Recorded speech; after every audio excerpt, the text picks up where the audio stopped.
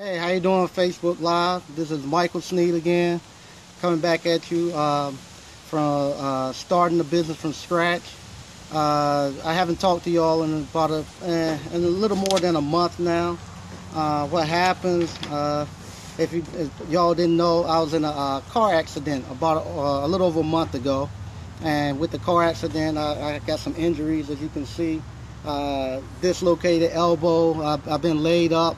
So I hadn't been able to actually go to the store and do any work at the store. And I haven't also been able to make any videos. So I'm coming to you now. I'm able to move around a little bit. I got a movable brace on my arm. So now I'm able to come back and kind of make a couple more videos. Today I'm talking about life happens and why you need to get prepared now when times are good. Don't wait till times get bad and try to prepare for life. In the past, I always told people about getting your finances in order, especially following the Dave Ramsey plan to get out of debt and to make sure you have emergency funds and whatnot.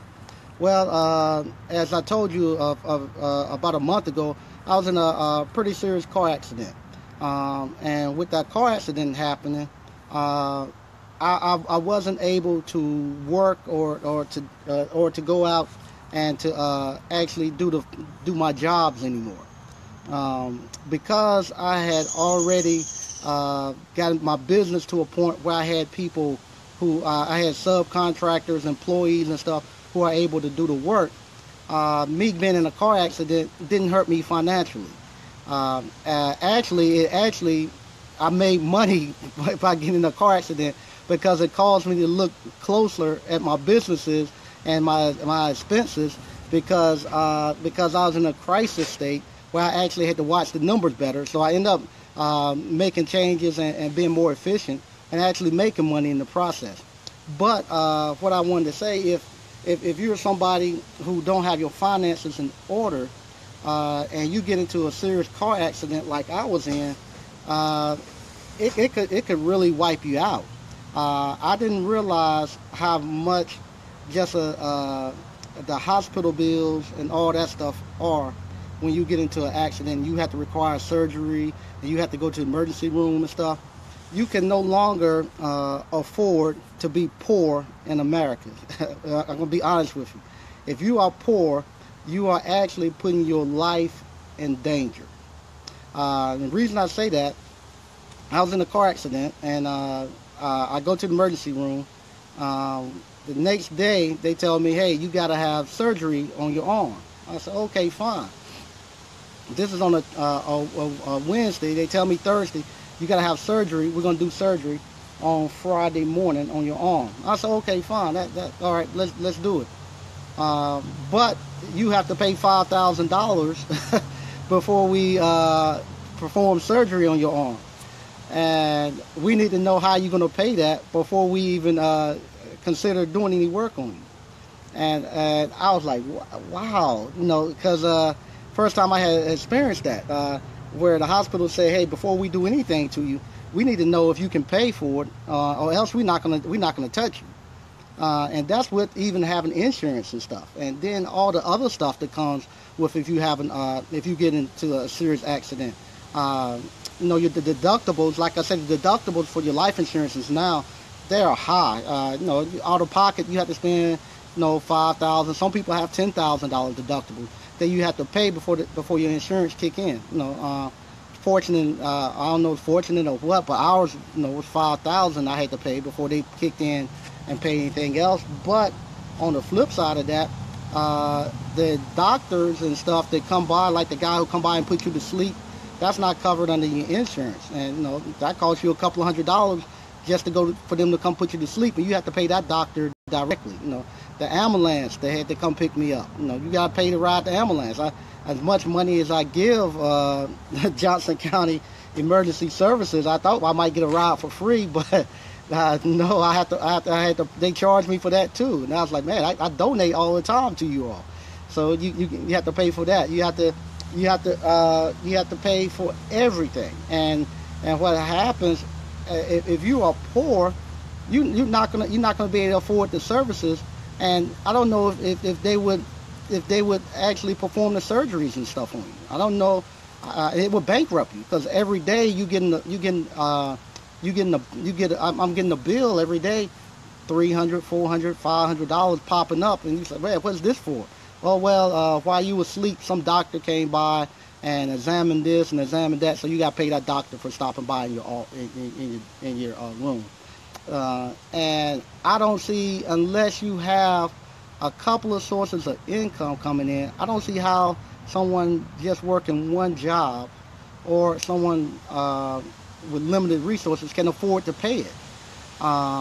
Fortunate for us, I had prepared myself, not for no accident, but I had prepared my family according to Dave Ramsey plan. So I had an emergency fund where I could pay to go ahead and have my surgery, and I had money to pay for doctor bills and ambulance services and everything else that's coming in. I had that to pay, and luckily enough, I have 3 or 4 different. What you saying, Charlie? 8 years ago, a man came into my room less than an hour and delivered my child asking for a payment. It was crazy. You are right. We have to prepare. Yeah, true, Charlie. I was surprised. The guy put you to sleep. I didn't even see the guy. The guy who came by and checked and made sure I was awake. It was like $200, and it's constantly everything that they constantly getting billed for, and so much stuff that you don't know what's covered and what's not covered. That it would actually drive somebody into bankruptcy. But because it had emergency fund, I had prepared. I was okay. But I was, and because I have other businesses, even though I've been laying in the bed for the last 2 to 3 weeks, not able to go out and work or anything, my business has still been able to go out and perform and actually pay me money. So we've been fine. And it hasn't affected my family life or anything, or our finances at all. Like I said, it actually caused me to look closer at the finances, so I actually been doing better with the finances because I'm actually looking at them because of all the stuff that's happening. The other thing too I thought about when I was laying there, what if something happened to one of my kids and they had to have that emergency service and I didn't have the $5,000, and your kid can get operated on because you haven't prepared yourself to take care of your kids, and your wife, or my wife needed some emergency service and I didn't have the money. They're not going to touch you. They're not going to touch you. They make you. They will make you probably. I know I told them, say $5,000. I said, Jesus Christ, what if I didn't have the money? Well, you can sign up for some type of credit card. It was worse than a student loan. I said, nah, that's okay. We'll go ahead and pay it and be done. And then after you pay that, and you can get a bill later for $300 and $400. I said, hey, I thought I just paid $5. What's it $300 or $400 for? Well, you came into the emergency room, and when you came into the emergency room, you had another doctor looked at you. They was outside of your outside of your network, so it's just crazy. So I'm in the process of just keeping up with all the bills, paying them, and going back to the insurance and making sure that I'm not double paying stuff. And it's just crazy. So that's the thing I want to tell you. Go ahead and start getting prepared. Go to someplace like a Dave Ramsey or something, Financial Peace or someplace. You're going to have to get your finances in order. You're going to have another source of income. Because if I was hurt, and I'm hurt now, and if I was working for someone and couldn't go to work, and I'm getting all these bills coming in, and I got all these bills I still have to pay. The mortgage company don't care you broke your arm.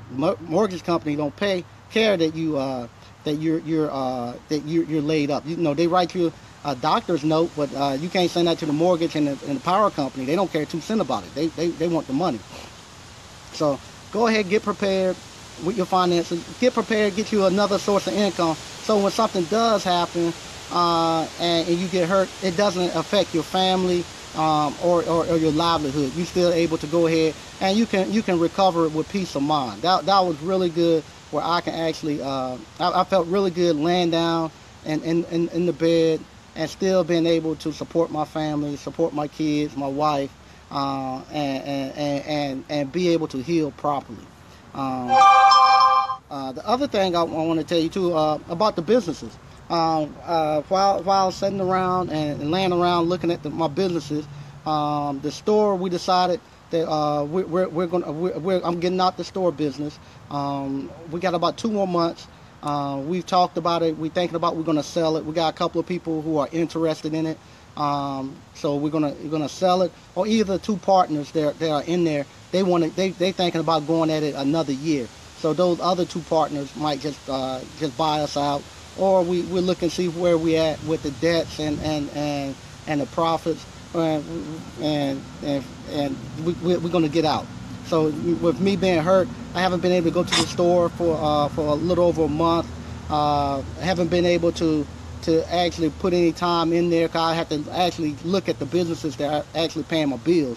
So I didn't do much work at the store. So we decided last week that, hey, we're getting out, and I made the partners aware, and so we're moving on with that. The other thing is, I want to tell everybody that I know people always come, people always ask me, hey Sneed, why you keep pushing these businesses on people? Why you keep pushing businesses on people? And even my wife, when I got in the accident, she was kind of hesitant. It was like, wow, what's gonna happen now? You're gonna have all these bills coming in. You gotta, and we right in the middle of doing a remodel and doing landscaping jobs to the house. We've got a lot of stuff going on right now. And I was like, nothing changed. We still move on. I said, and it's funny, I was in an accident on Wednesday afternoon, and didn't get out of surgery and stuff till like 2 or 3 in that morning. And the next business day went on just like if I wasn't even there, and which I wasn't there, but it just went on. Everybody's been doing their own thing, and it's just been moving just like clockwork. So I know I had told people that I wanted to step away from the country for a little while, go out to Colombia, and I had planned to go at the beginning of June, go to Colombia. But as you see, with this bad arm and all the physical therapy and stuff I'm going through, I'm not able to leave out the country, because I gotta keep going through rehab. So Colombia is off now until maybe November or whenever I get cleared to leave. But I wanted to get out the country, because I wanted to see if my business could operate without me being there working every day. But a bad way for me to find out, but I found out it can. It done it for a month without me being able to do anything, and laid up in the bed. Hey, my little businesses ticked right along, and it really has. I was really blessed that it was able to supply everything like it always had.